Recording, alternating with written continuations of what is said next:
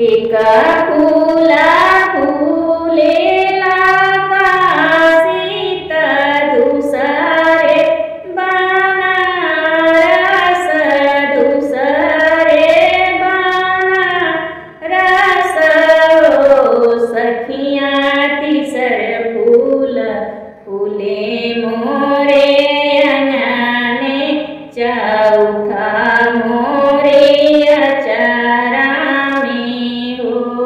सखिया तिसर फूल फुलई मोरे अंगने चौथा मोरे अचारा में हो। इहई चार फूलवा जे बहुते त शिव के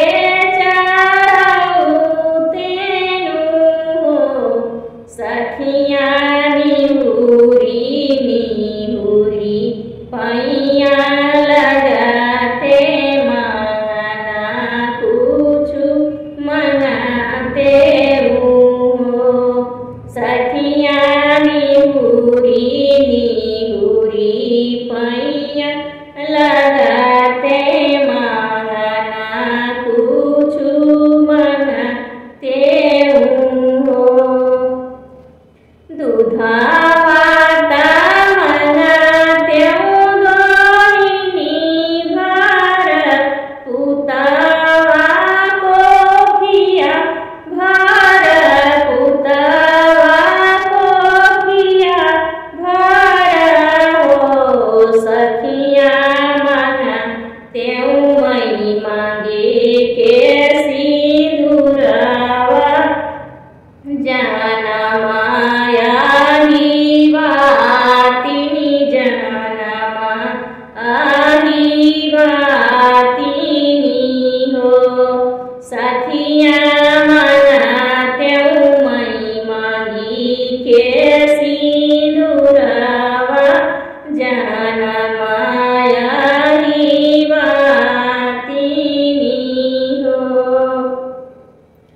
केहू के दिहा प्रभु दूध भात केहू के साग भात केहू के साग भात हो। प्रभु के एहू के राख्या उपवास भोजना के असनाही हो। प्रभु के राख्या उपवास भोजना के असनाही हो। केहू के दिहा प्रभु दुई लालन केहू के चार लालन केहू के चार लालन हो। प्रभु के दिहा तरसाइत एक ही लालना बीनु हो। प्रभु के दिहा तरसाइत एक ही लालना खातिरी हो। मामा के फरेला दाऊदवात इमिली झापसी लागई इमिली झापसी